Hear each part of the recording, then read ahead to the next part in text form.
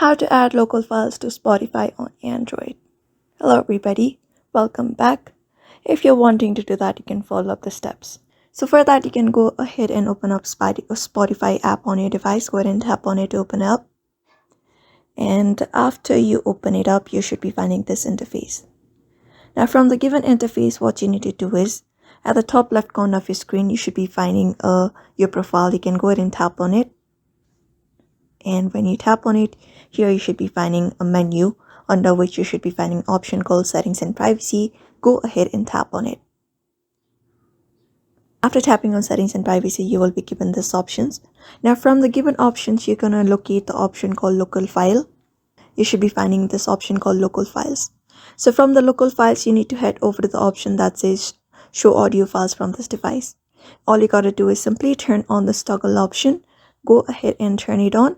After it is turned on, you can head back to your main page and head over to your library. And when you head over to your library, in your library section, you should be finding an option called Local Files like this. Go ahead and tap on it and access your local files from your device. So that is how you add local files to Spotify on Android. So I hope this video was helpful and thank you for watching this video.